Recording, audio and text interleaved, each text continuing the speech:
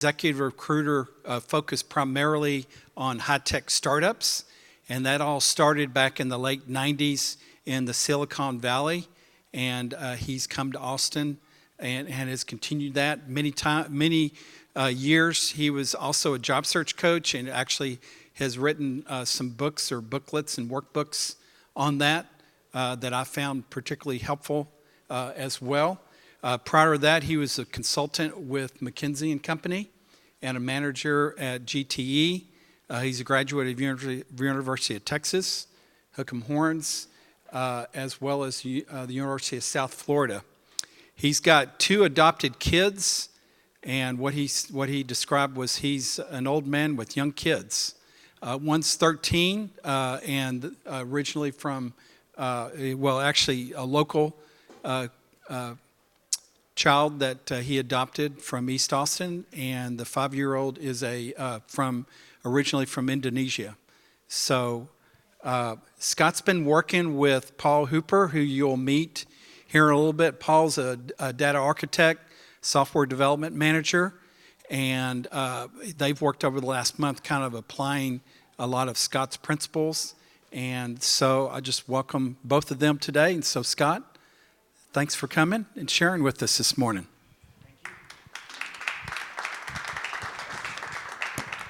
Thank you, sir.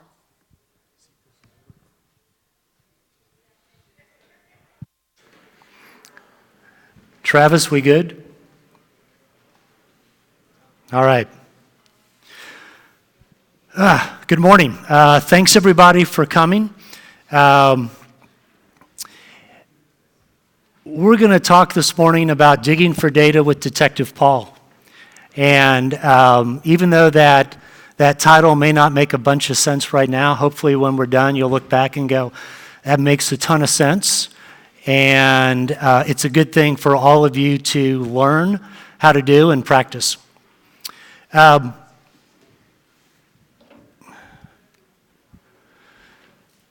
Boy, I wish I could read that. Here we go. So as Craig mentioned, I've been a headhunter, executive recruiter for about 20 years, coming up on 21 years. So we do retained executive search for predominantly venture-backed startups that are headquartered in Texas, so kind of CEOs and direct reports to CEOs. For a while, I was doing job search advising, not professionally, but kind of on the side. And the reason I was doing that is because I had conversations with so many high-tech executives who were looking for jobs, trying to figure out what was next for them, and didn't really have a process or an approach to figure that out. And so that's kind of how I got into the job search piece.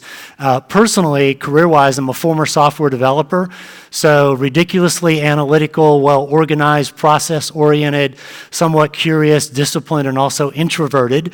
And I think, I share that with you because I think the process that I advocate, as well as the process that JSN advocates, is well-suited to that sort of personality and predisposition.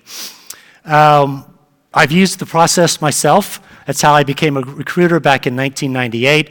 I didn't start out with the idea of becoming a recruiter, but I started out trying to find my next job after consulting up in Dallas, and I followed a process, and it led me to recruiting. So I've actually got firsthand experience with a similar process. And then I think it was back in about 2012, 2013, I started to get more serious about understanding the best way to find the best job. And so, not just talking to people and sharing what I had learned and what worked for me, but also doing a lot of research. I subscribed to a bunch of academic publications, read a bunch of them, reviewed the popular press, articles and blog posts and books. And then I actually wrote a workbook myself, which somehow turned out to be about 200 pages. If you go to agile.careers, you can download a PDF of the workbook for free. If you go to Amazon, you can buy a hard copy for like $10. Or if you send an email to Craig or to me, I can email you a PDF if you're interested.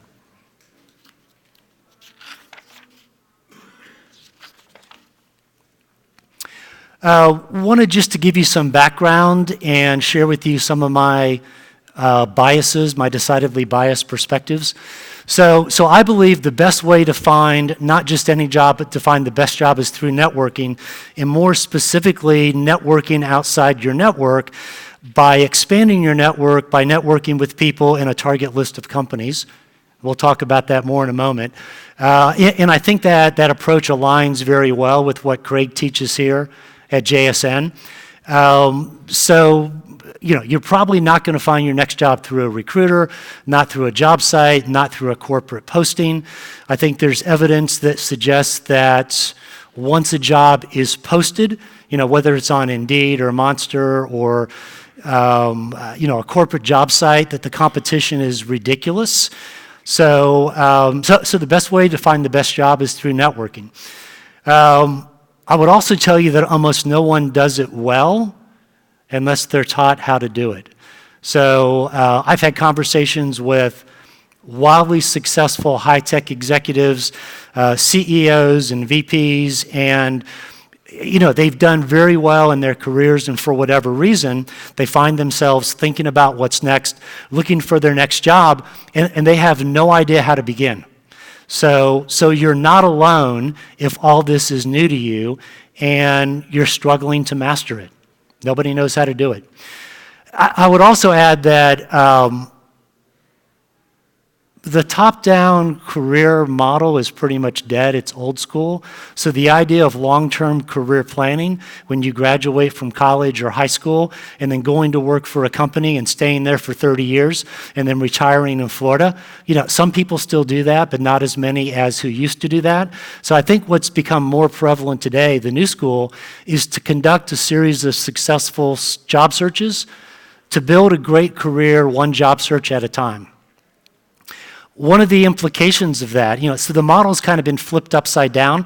One of the implications of that is that long-term career planning as the key essential job career tool has been supplanted by the ability to conduct a job search. And not just once, but to conduct several job searches throughout your career.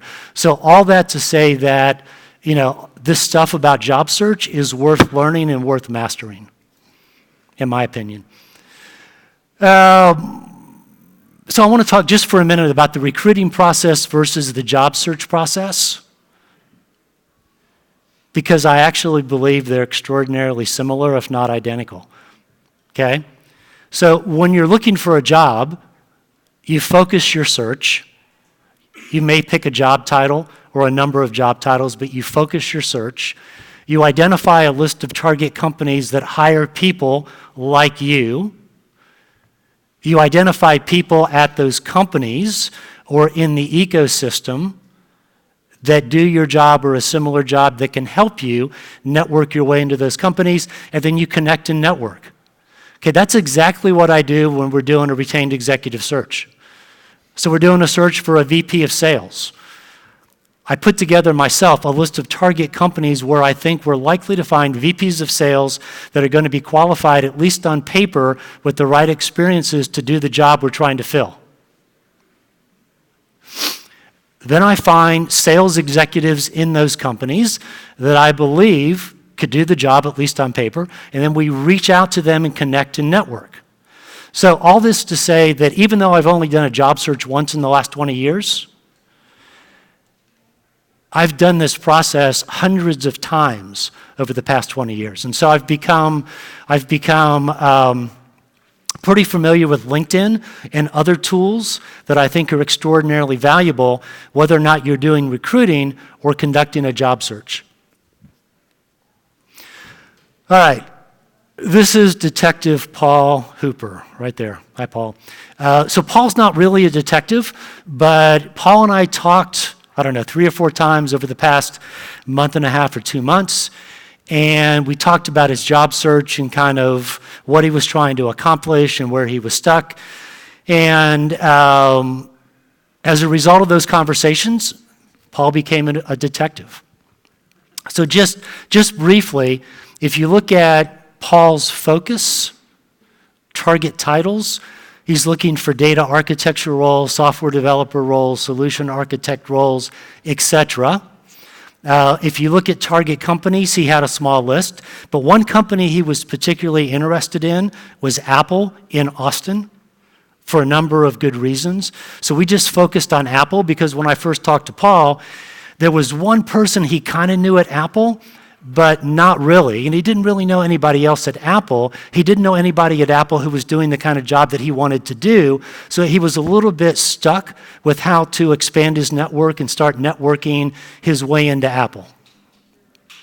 And so really the exercise that Paul conducted was to identify target people that he could connect with within Apple computers specifically. And he did an awesome job. So once again, focused on Apple in Austin, search for employees with same or similar titles. He dug deep into their backgrounds to really understand not just whether or not there was a common point of connection personally, but also if they had common points of interest that he could use to initiate a connection and perhaps a conversation. What they're working on. As he looked at their backgrounds, he also discovered some other companies where these people at Apple had worked previously that he added to his list of target companies. And finally, if you know LinkedIn, if you view a profile on LinkedIn, there's a column down the right-hand side that says people also viewed, and those people also viewed are often similar to the profiles of the person you're looking at. So with that, I'm going to turn things over to Paul. All right, so Scott, talked a lot about what I did, but Scott, you get all the credit here for leading me in this direction, because when I started this, I was really of the opinion that LinkedIn was all about my profile. It was all about me, and if someone was on LinkedIn, I was wanting them to see my profile, right? So that's what I did. I went to my profile and looked at it, and Scott got me out of that kind of mindset and into looking at other people, right? So what I did, let's see. All right, so like you, I can't read that. So what you see here is the Apple company page. The lights are just like right there. But this is the Apple company page. So if you type in Apple in the search bar, this is the first thing that pops up. You can get to this a number of ways. I'm sure you guys have seen this before. But the first thing I noticed was that you can see 185,061 people who are on LinkedIn who work at Apple, right? And that was intimidating. I'm an introvert, kind of like Scott.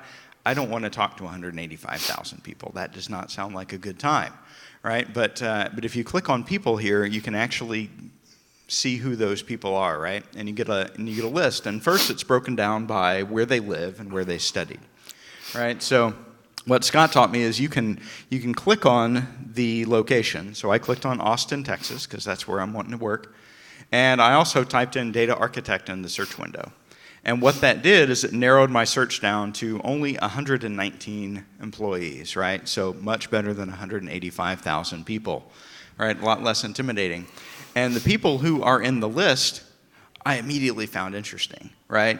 So David Klausner is actually, he's formerly at Teradata. He's connected to some people I know, but that I wasn't connected to. Kevin Jonathan I've got 5 shared connections with him. I have no idea who he is. He has no picture there. But there are 5 different people who could probably introduce me to him.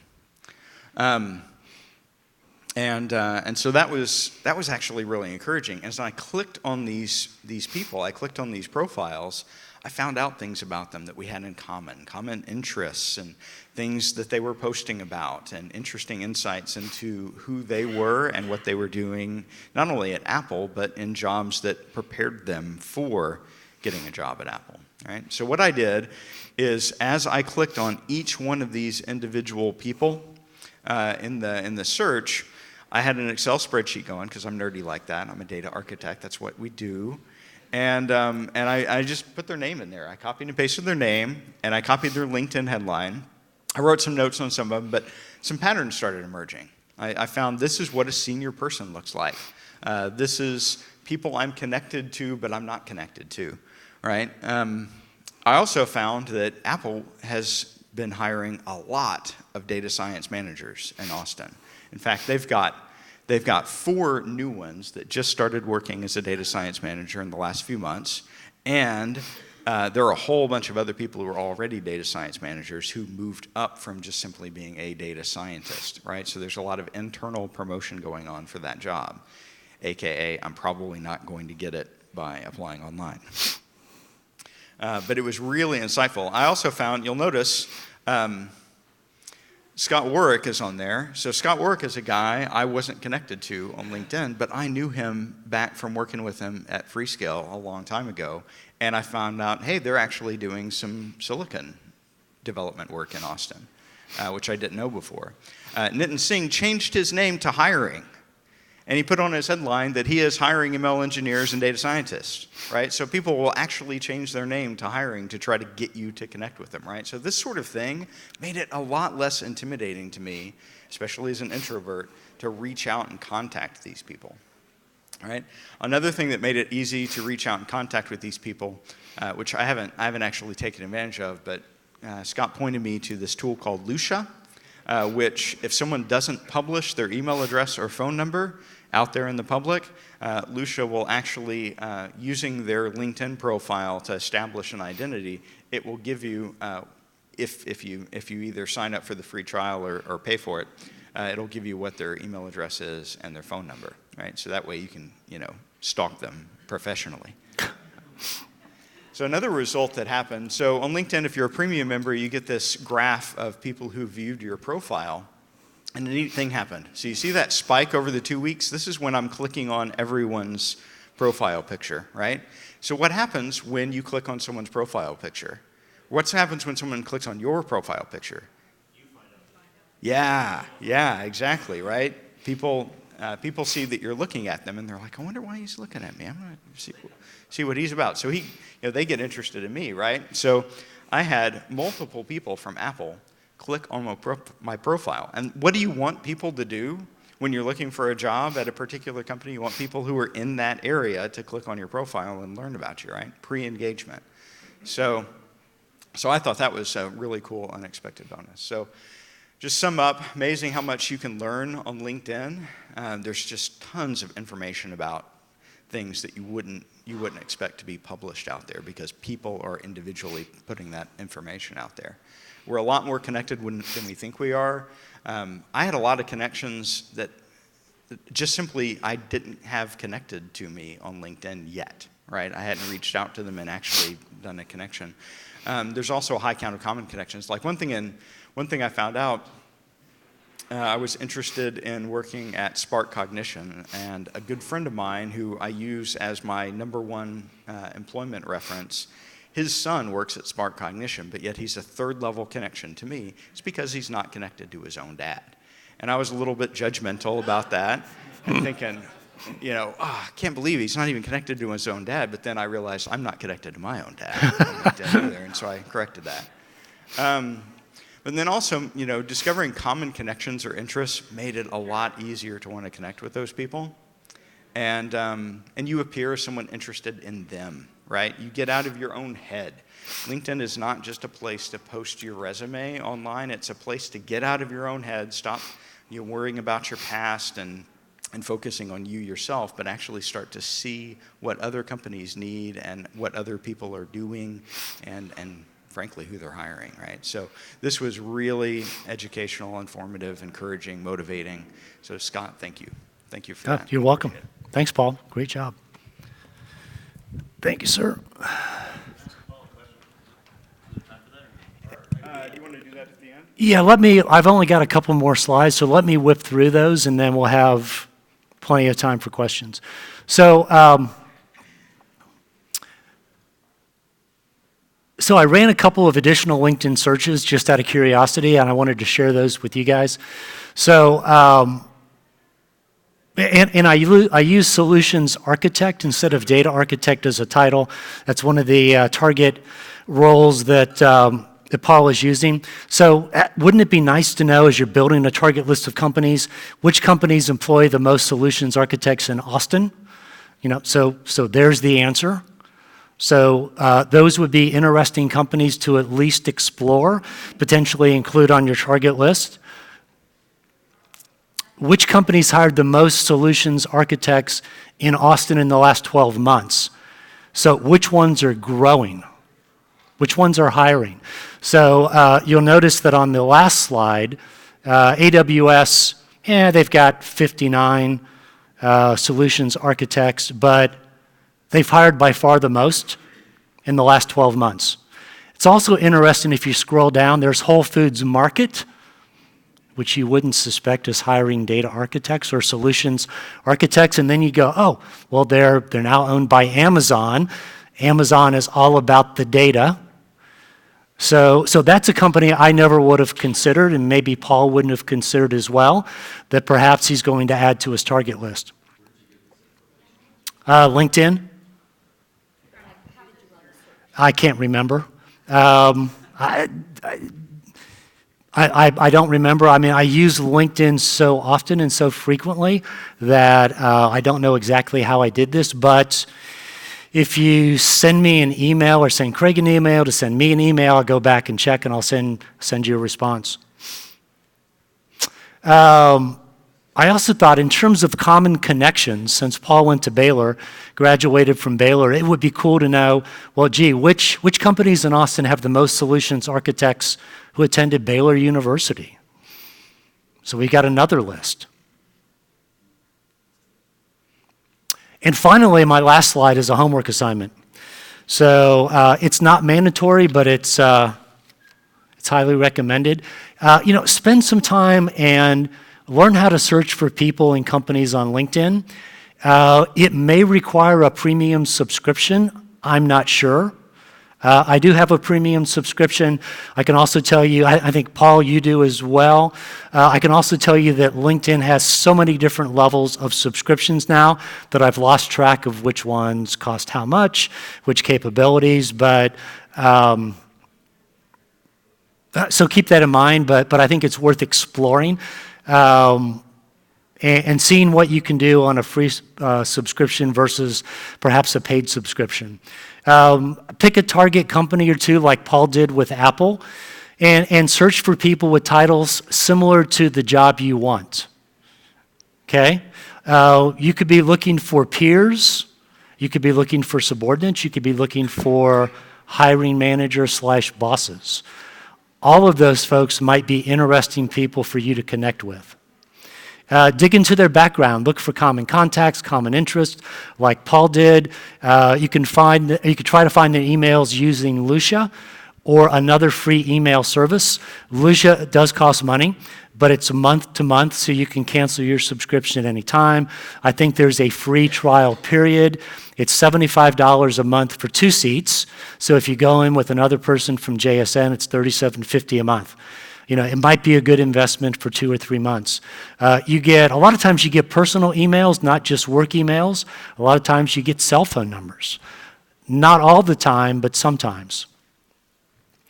So do your research, find the emails, reach out, ask for a 10-minute phone call. And for extra credit, try to identify more target companies that hire people like you. That's it. Questions? For myself or for Paul?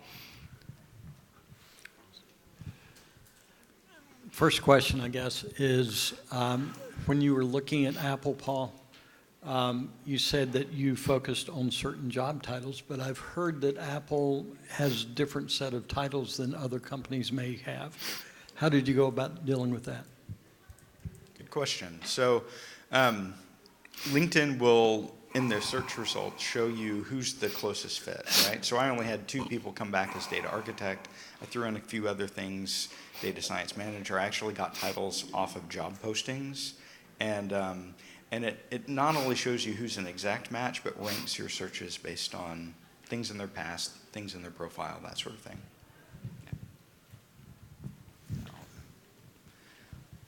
Make a note of you guys. I'll try to get around it. You mentioned in the beginning about trying to build your career, so try to obtain those roles to help you get to your target role.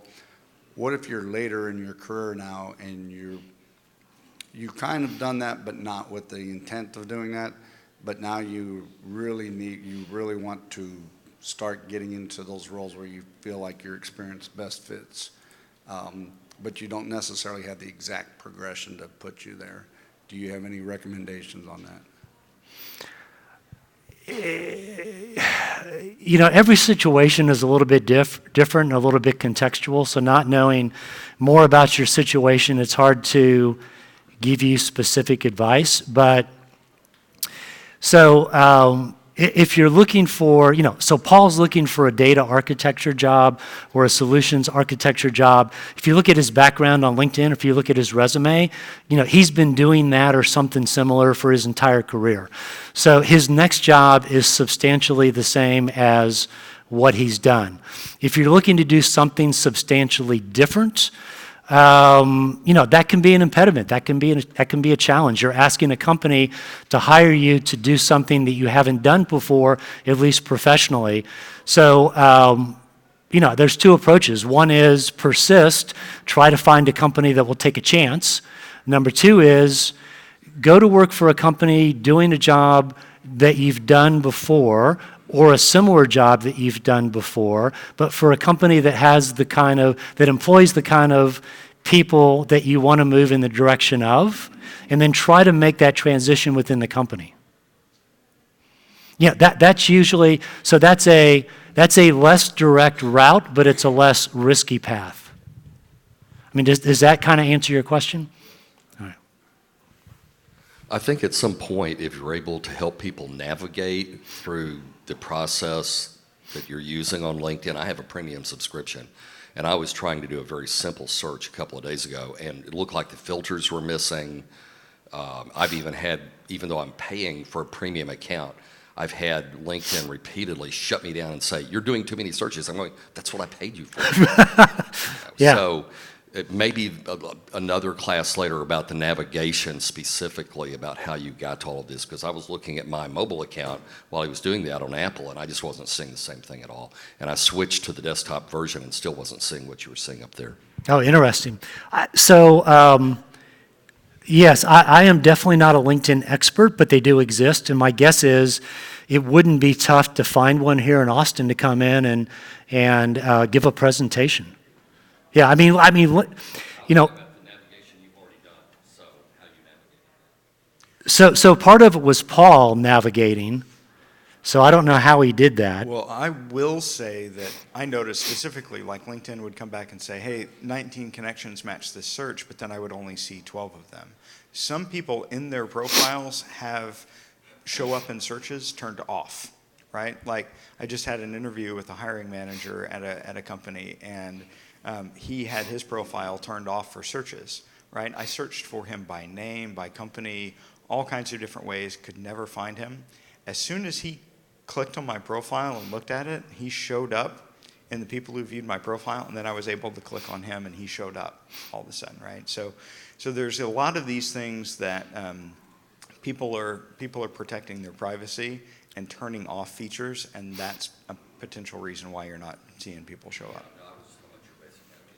Yeah. All right, all right. Hey, Paul, I'm Ryan. I saw at the end of your spreadsheet, it said action, is that what it was? The last column? Austin, okay, Austin. But your specific action of sending email or make phone call, I get solicited a lot on LinkedIn. I'm guessing a lot of us do, to connect. You connect, and all of a sudden it's like, hey, we help people like you do this. But did you find what was an example of a script or an authentic way to connect with people that you found worked for you in the follow-up piece of the send the email, make the phone call?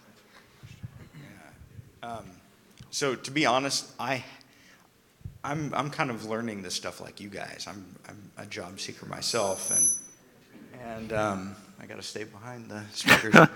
And I haven't done much connecting with people, like doing those cold connections yet, but I have done a couple, and what I found is useful is to find that common interest, the thing we had in common. One guy actually went to the Baylor Music School, and the music school is right across the street from the engineering school, and the girl I was dating was in the music school, so I was at a lot of those recitals during that time. So I could I could kind of throw that in there as a common thread, right? So find those common threads, and that would be my advice.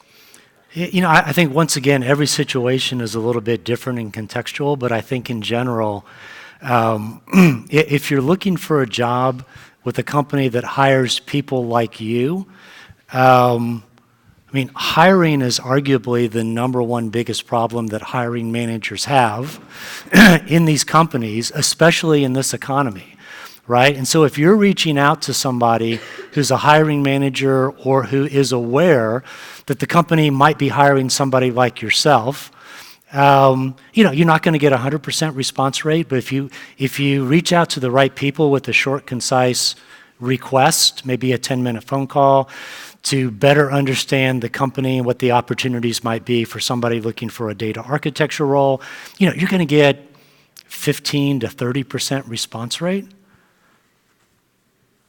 And that's kind of all you need. Hi, I'm Jackie Lyons, and I'd like some tips on kind of finding the C-suite jobs, specifically CFO, since there's only one at every company. Tell me more. So are you a CFO yourself? I am. Okay. Do you have a target list of companies? I have not done that as much. I've really been doing more of the posting searches and then just pure networking as opposed to the target list of companies. Yep. So that's one thing you can do. I think once a search is posted, especially a C-level search like a CFO, there's literally going to be 250, if not 500 applicants, okay? And usually it's a subordinate employee within the company, probably within HR, who's tasked to go through all those resumes and those applications and pick out the best 10. What do you think the chances are, even if you're the best candidate, that your resume is going to get selected? It's like a 2% chance. So I would encourage you to network your way into some of those companies. So tell me a little bit about your background. Have you been a CFO for what kinds of companies, or what kinds of companies would you be targeting? High tech, Okay. software in particular, Okay. SaaS companies. For 20 years. I've been CFOs. I do a lot of turnarounds and chief accounting officers, and take a lot of companies that have had issues and put them back on the right track, venture capital backed. So what's your most recent job as CFO? It was about a $180 million company that's in 30 countries around the globe. Can you share with me the name of the company? I can one-on-one. Okay. So it's a company that's here in Austin? In San Antonio. Okay. So you've got proven CFO experience with a mid-market SaaS software company that's global. Yes. So why not put together a list of similar companies in Austin or in Texas, see which ones have CFOs, see which ones don't. Even if they have a CFO, it doesn't mean that they're looking to kind of scale up and bring in a new CFO. Figure out who their investors are, figure out who the CEO is, and then you've got a target list of companies and people to network with. Because I've really been focusing on a lot of the venture capital investment firms and kind of targeting my search that way as opposed to the individual companies. So which VCs, for example? Of course, there's a lot in Dallas as well as Vista and places like that in town. So if you were CFO for a $180 million company, that's way beyond venture. And so my guess is that your outreach would not be well received by the venture guys. So most early stage companies don't even have a CFO, right? They don't really bring in a CFO until they're at the point where they think there's going to be an exit event. So maybe it's 15, 20, 25, 50 million in revenue. And a lot of the VC industry in Austin is very biased towards seed round and A round. So you get a lot of companies in the venture portfolios that are sub 5 million in revenue, or for sure sub 10 million. So it is rare that they bring in a real CFO. And my guess is you would be grossly overqualified for all those positions. Now, one thing you might want to think about is networking with the venture community to be a part-time CFO across a number of their portfolio companies, or maybe help them with some consulting to kind of get a foot in the door. But, it sounds to me like you ought to be targeting the growth capital, the growth equity, and the private equity firms. And of course, there's Vista in Austin, which is the big gorilla, but there's not a lot of other ones. There's a handful down in Houston, there's a few more up in Dallas, but, Texas is not the land of SaaS PE firms. That's very interesting, because where I've worked in the past with all the venture, they've been in the $200 million type of companies. So that's a great perspective. Yeah, not in Austin, maybe Right. maybe on the coasts. Right. Okay. Thank you so much. Yeah, you're welcome. Good luck. All right, anyone else? Yeah. Good Q&A period this round here. Hello. Hey, I just was wanting to know, so you did your mining, your data mining, and you did some of your networking with these people. How did you navigate and to communicate with the actual recruiter or the hiring manager? How did you seek that? What was the exchange that you? Because it's kind of uncomfortable to get, I'm talking to a friend or someone that I know, but then I want to get to that. And I know with Apple, there's a lot of people applying. When did you apply for the position? Was that something you discussed with them first, or did you do it first online and then proceed with them? Yeah, good question. So the shorter answer is I've had no luck whatsoever. I haven't been able to talk to a hiring manager. I haven't been able to talk to a recruiter. I even tried to connect with a recruiter on Apple who is the son of a friend of a good friend here at church, and who is really a well-respected guy in the data architecture space. And the guy didn't respond to me at all. So I haven't had much luck there yet. Yeah. But one thing I would add is that you're not necessarily looking for a job or a posted role. Your initial outreach and connection is more information gathering. So, reaching out to a peer, reaching out to a subordinate, maybe a boss. But, it's a 10-minute phone call, or one way to do it is a 10-minute phone call. Hey, listen, I am in transition. I'm thinking about what's next. I really love Apple for a number of reasons. I really like what I think you guys are doing in the organization based on looking at your LinkedIn profiles. Who should I be networking with at Apple? What can you tell me about what's going on? And if they like you, and you comport yourself professionally, and they're aware of internal roles, they're going to try to be helpful.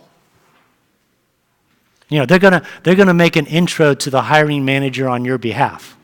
That they may even be incentivized to do that. Yeah, and I would say that. So Craig talks about Rick Markle being willing to help. He's a great guy to connect with, and I've connected with another guy as well inside Apple. But one of the things you'll find is Apple's got some pretty strict rules beyond what I've seen at any other company with regards to what they will tell you about who the hiring manager is, who the recruiter is. They keep that really hush-hush. And I've heard about people, applying for a job, and then 4 months later they get a call for an interview, and it's just been dark for that 4 months, right? So Apple is a little bit weird. Apple's an anomaly in that regard. Yeah, they are. All right. So one thing I would suggest for your benefit with Apple would be find where they do volunteer service activity and go to one of those events. Yeah. Where you get them in a common environment and you just get to talk to somebody face to face. Yeah. Yeah. Good idea. Hi, so this is more of a comment about the LinkedIn, the paid portion of LinkedIn. If you're a veteran, the VA right now has a deal where you can get a free premium account for a year. And I found that by poking around on the VA site. So you can sign up for a free year of premium. I don't know what level, it doesn't say, Yeah, but it's free. yeah, perfect. Thank you.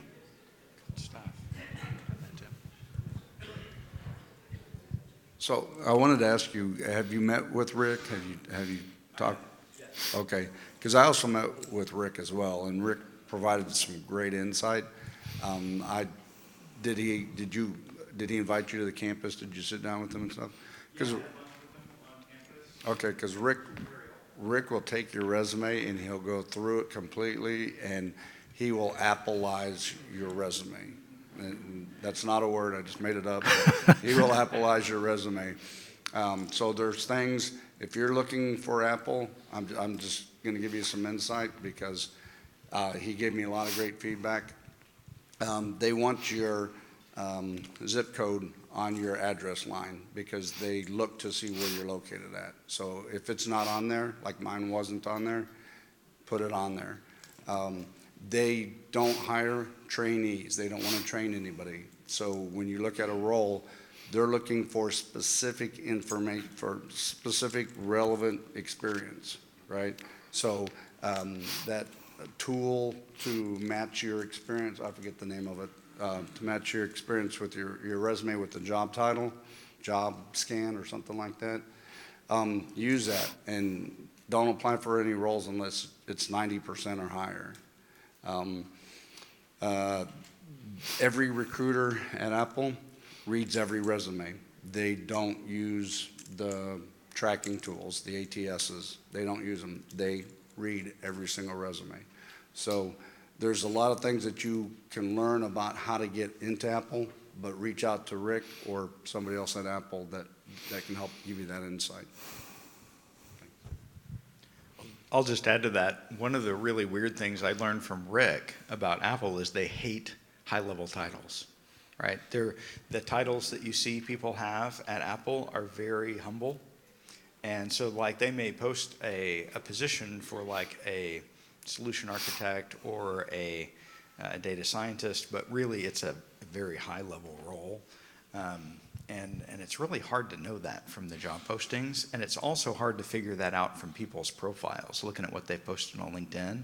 And that's why I said that one of the insights I gained about Apple was, who is a senior level, what does a senior level role look like? Because it's not obvious from the titles. Yeah. So also, I forgot about this, but Apple is building a second campus right down the street from their main campus. If you don't live on Palmer, take a drive down Palmer, go past their first campus, keep going west. You're just within a mile, you'll see on the right-hand side the construction going on. They're bringing, I think he said 5,600 jobs or so from California to Austin. So he even recommended if you see a role that's posted for California, apply for it because that role may be coming here to Austin. Morning, Corey Cox. I have a question about generalist versus specialist. So coming out of the automotive industry and working at Ford, Nissan, and Chrysler, you're a sales and marketing professional and you rotate back and forth between the different disciplines. So then moving into smaller startup companies, young companies, very focused on marketing, digital e-commerce, those types of roles. Being able to move back and forth between them and then being at a more senior level, how do you best position yourself? Do you narrow into that specific role that you want and say, I'm just going to go after digital marketing and e-commerce director, full stop, if I want to stay in the Austin market because people are looking for that specialty? Or position as a sales and marketing generalist, so to speak? I'm curious. I mean, a lot of it's what I want to do and what's in me and what Yes. I want to. Yeah. Obviously, but I'm curious about companies receiving that. I've heard guidance from resume coaches about don't go, I'm a sales and marketing professional, sales and marketing leader. You need to narrow and nail the job title. Yeah, I think there's almost always value in focusing and narrowing your scope. Have you heard the term T-skills? So if you Google that, it was all the rage a few years ago when, Traditionally, everybody's looking for somebody who's a subject matter expert and super deep in one given functional area, or industry vertical market. But I think people increasingly have seen the value of breadth of skills, but not at the expense of depth. So the idea of a T means you have broad skills, but you also have a functional spike in depth in some area. So I think that's a good general way to position yourself. So, if you decide you're if you're the digital marketing guru and you've got enough experience to support that, but you've also got broader skills, including sales and non-digital marketing skills, that becomes your breadth. But I think, as a recruiter, whenever we're doing a search, if we're doing a search for a VP of marketing, I'm looking for somebody who's the very best marketing person for that job, not somebody who's kind of good at marketing and kind of good at sales and kind of good at finance. So I think there is value in focusing. Last question.